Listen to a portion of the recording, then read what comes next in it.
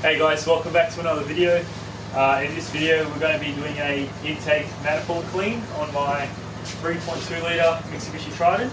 We got Big Dog Marty right here. Come on man, go say what's up. What's up? Big Dog Marty here is going to pretty much walk me through how to do it, and you know, we might as well get on camera and get you guys to understand what's going on as well. So thanks for clicking on the video guys, and I hope this is very helpful, eh?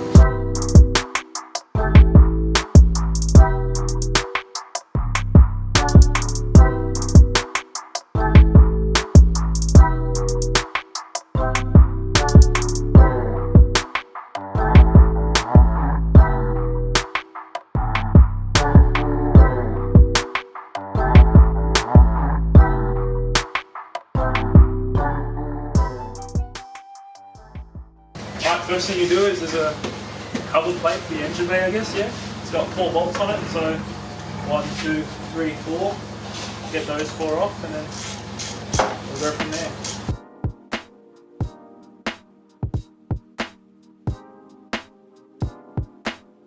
Alright, once you get that big cover off, there's 2 more bolts holding on this metal plate. So just undo these 2 bolts there.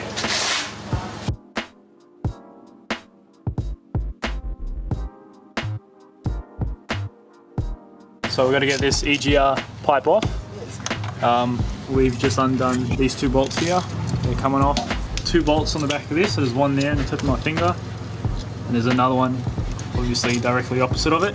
And then there's 2 more bolts that he's getting off. Move your finger for a second. Those 2 bolts there. So that's how you get that pipe off, and then we'll move on from there. I don't trust myself enough to actually. Damn.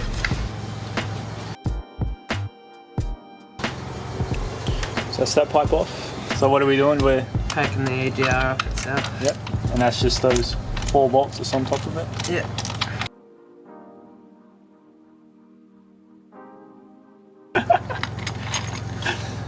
There you go. So it's just those 4 bolts that hold the EGR, and then that one electric plug. Oh, does that look cooked in there? Yeah, it's fucking clogged up. Should always start like the battery. We've already fucked up. So this is step 1.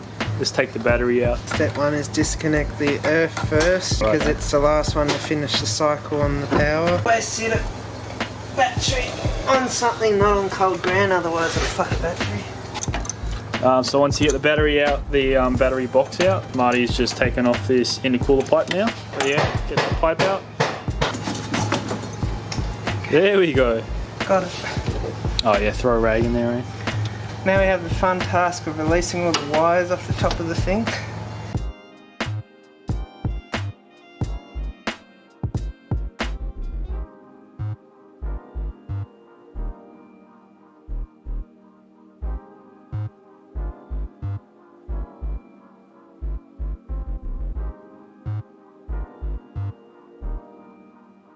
I saw on YouTube no one else could get that one off too. I'll leave it until I get to it. I'm going to leave that one until I pull the top pipe off so I don't snap the... Oh, you're going to leave this one here, yeah? Just for now, I'm going to get this top pipe off as one piece because I don't want to snap the positive rail for all your glow plugs. That's what that lead's for. You just follow the loom and undo all the plugs, eh? And then you just sit the loom back roughly in its position and you can work out where all the plugs go. So you undo, so there's one there, and obviously there's one on the other side, directly opposite of it.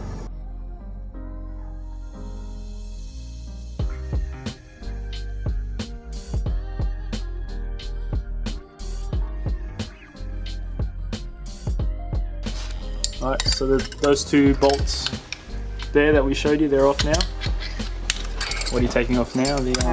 Just one of the earths, the motor, that just is a short little cable that goes up there. You undo the throttle bottom, because we have to take that off anyway, so you don't.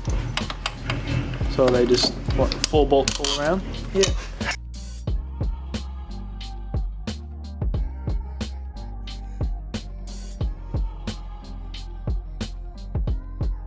What have I missed? Just the throttle body coming off. Oh, okay. Little flappy thing that makes it go boom boom. So it's just those 4 bolts, yeah? And then the whole thing just pulls out? Yep. Yep, cool. And there is a gasket on it. There's basically a gasket in all these fittings. Oh, you're gonna take it all off. Basically supports it. And that one comes away. Oh. And, oh, hello. Oh, jeez, look at that. Mmm. Delicious. Bit of build up.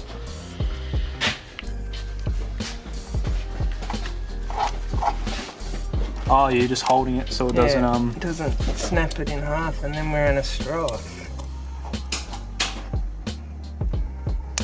Nice. And that's pretty much the last bit that's holding that Wiring, loom. yeah. Beautiful. We have to undo that one,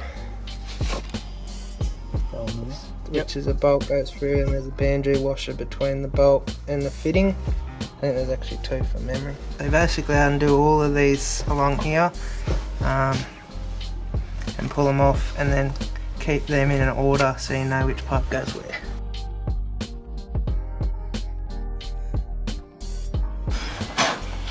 Oh, should I get the compressor with the little Good power. Hey?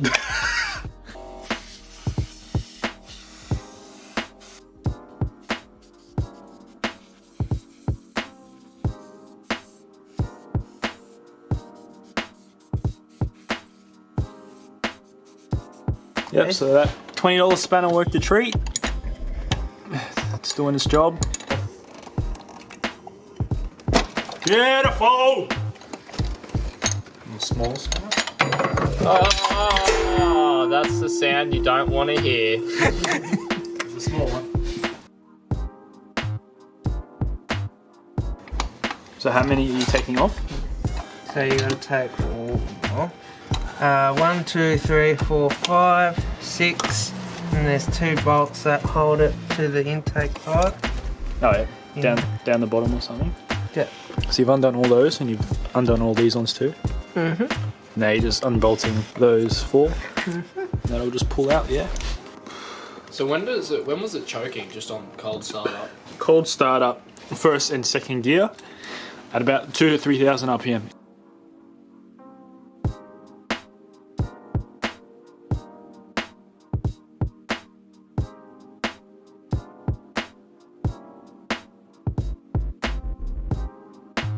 Is that the little washer that you can't snap, yeah? Oh, it's alright that it's like that, but mine snapped through there. So just do your best not to... They're made out of copper, and it's only so thin.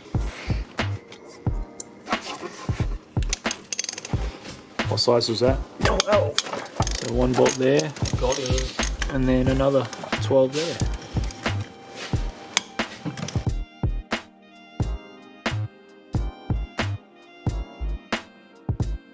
Right to me to find a way to get it in. There we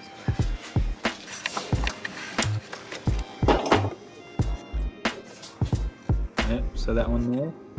And is it that one? Yeah, just that one. That one. Take those 2 bolts off. And that one as well.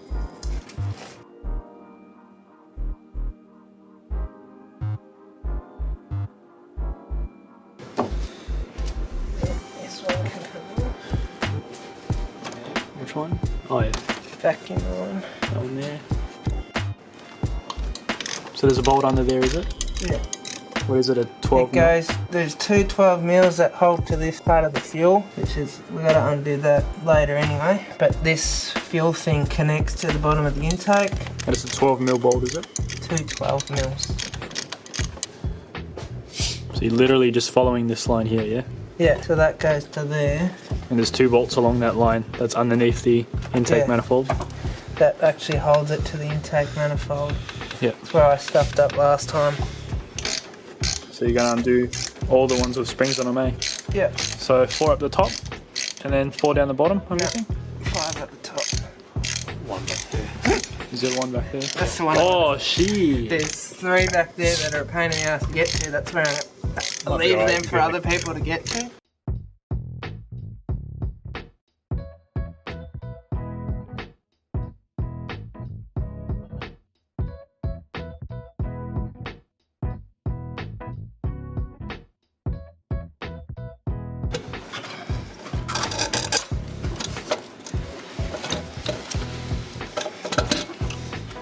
got it. Oh, this one's pretty standard. Yeah, it's not terrible, but it's still not great. Oh yeah, that's gonna be fucking clogged, guys.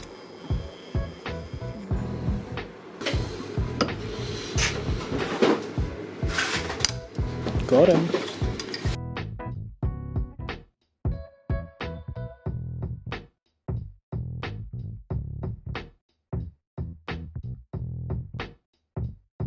Maybe they didn't redo the gas. The truth. Oh, fuck, it came off easy. Ooh. Clog boy. Delicious. Yeah, that's clogged.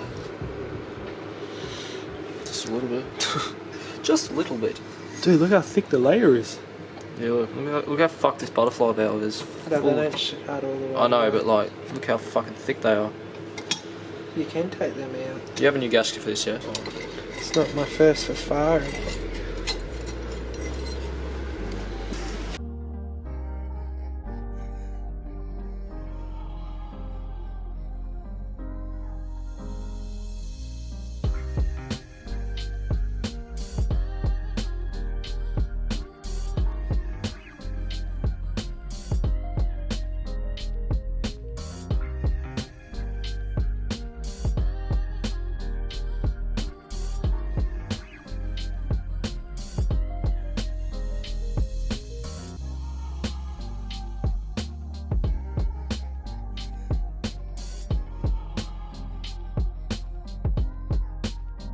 So the camera died while I was cleaning it, but we got as much as we could. There's a little bit left there, but I don't think that'll make much difference. Wish. Again, there's still a bit there, but geez, it's a whole lot better. Now we're just going to put this gasket, was it this one? Yeah. Put that gasket back on it, but I don't know if you guys remember, when we took it off the car there was an oil leak on it, so obviously maybe the gasket wasn't doing its job properly, so we're just going to put some of the liquid gasket maker on it. So we'll slap some of that on it, and then yeah, seal it back up, let it sit overnight to dry out, and then tomorrow morning we'll get back into it, put it all back together.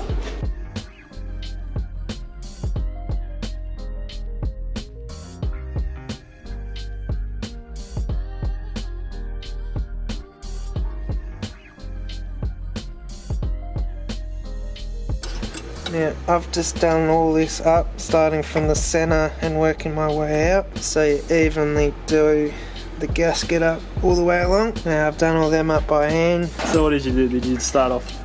Yeah, just start in the centre, work way out, Yeah. then go out, but sort of do the centre to about halfway-ish, and then come and do the outers. So you kind of move that gasket all the way out. Yeah.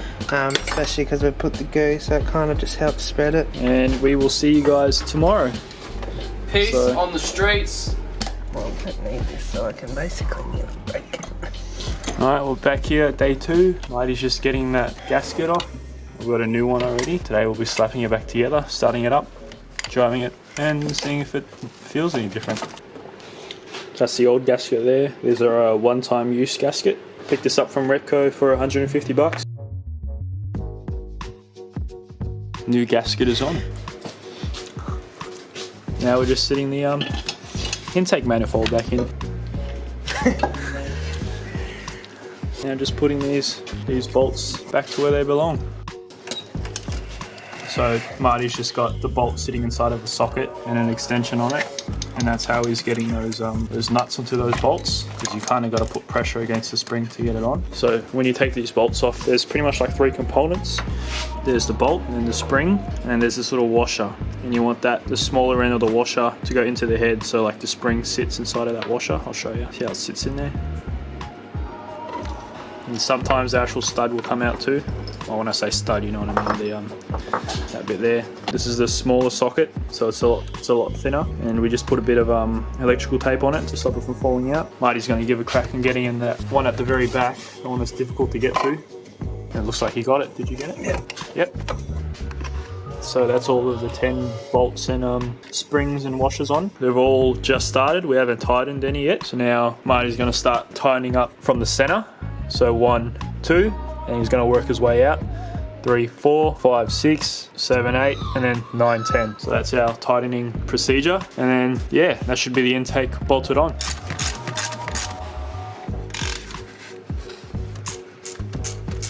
all that's tightened up now. Those 10 bolts. So you follow this one around, this fuel line here. Down underneath the intake manifold there is two 12mm bolts. Marty's going to get underneath there, put those 2 bolts in for this line. We'll see if we can see those 2 bolts that he's doing up. You can just see it there. Let's see him tightening it up now. That's the second bolt. So after you do those 2 bolts on that line, you just got to put this bracket back on. So that 1 bolt there, that second bolt there, and there's a 3rd bolt on that bracket as well. So that's what Marty's doing up now. That's those 3 bolts in. 1 there, another one there, and the 3rd one there. So now those 3 are in. Now it's time to put the fuel rail back on.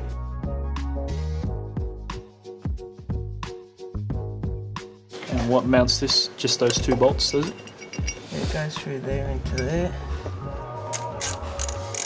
Bingo, bango. That's that done. Restart. Oh, we can do this fuel line up.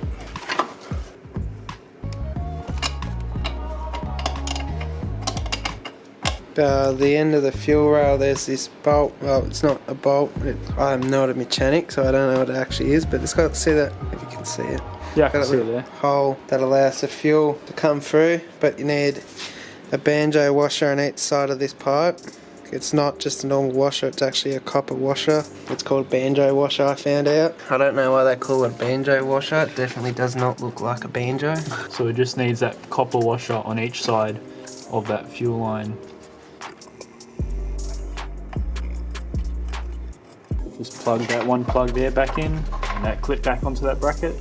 So now the fuel rail is on, that line there is on with the copper washer, or banjo washer as they call it, on each side of that line. That's on. Plugged in the, plug that in. And there's another little clip there that we've clipped back in there.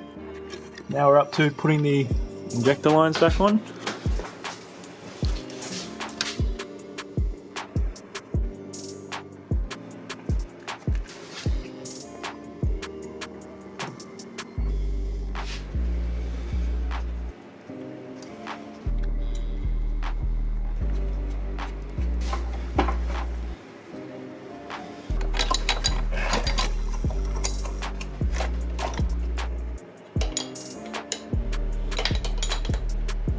Alright, now he's just putting on those 4 bolts there. 1, 2, 3, and then the 4th one that he's signing up now.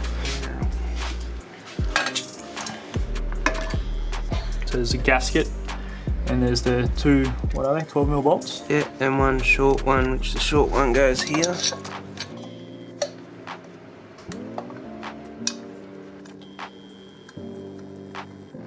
Alright, so that 1 bolt there is tightened up. We've got the 2 bolts there, 1, and then there's 1 on the other side where his finger is, and there's obviously a metal gasket that goes in between. Oh, we can put this boost light back on. Start sitting the wiring back into its resting home. Handy tip, if you kind of lay the wiring sort of where it roughly goes, so they all go to the injectors, that goes to the EGR, that goes to your glow plugs, and it basically, once you rest everything back, you can kind of see where all the plugs are. We're just doing up that glow plug. We'll stick the throttle body back on. Another metal gasket on the throttle body.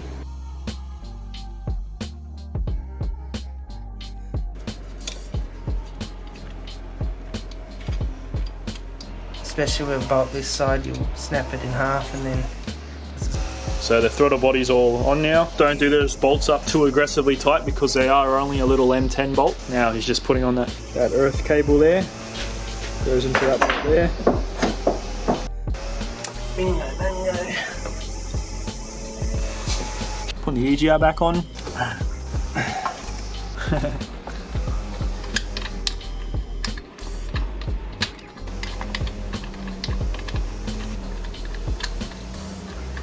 Those 4 bolts are in, tightened. Yep. 1 plug there, plug that in. So what now, we're going to put the battery in? Yep, the battery tray and everything. Actually, nope. So we'll get that intercooler hose first before you put the battery tray back in. Alright, that intercooler hose was back on, tightened up the top and down the bottom. It's just easier to tighten up down the bottom without this battery tray in. The battery tray is, we just sat it in there, battery sitting in there now. Just hooking the battery up. Now we're just getting this pipe in. So that pipe is back in now. Remember, there's just the 2 bolts there and the gasket, that bracket there, another 2 nuts on that other end of the gasket. That's all the hard shit done, isn't it? Yep. Now we're just due to bleed the system. He said he's just going to turn the ignition on. Just plugged in those injector lines. Going to turn the ignition on, see if there's any codes. Pumping some fuel there. Alrighty, what's the plan? I'm going to get you to crank it over, and I'm just going to crack each injector to get hopefully air out of them while you're cranking it, and I'll be pumping this. Yep.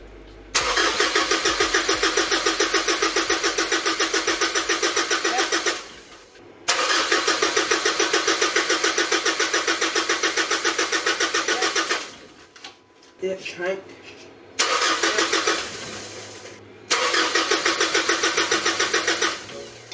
Yep.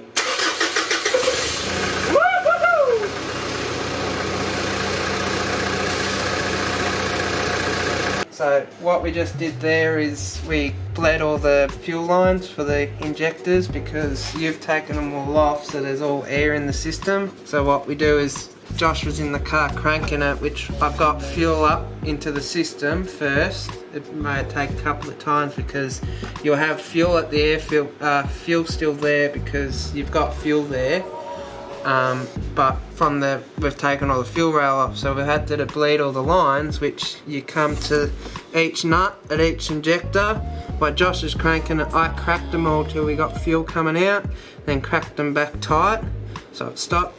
So he stopped cranking when I've told him every time that I've cracked one back tight, basically when I've got fuel there. So it basically brings all the air out of the line, so you've just got fuel there. So, and if there is still a little bit of air, will bleed through itself when the car's running. So we've had it running for a little bit now and checked for leaks, and she's all good.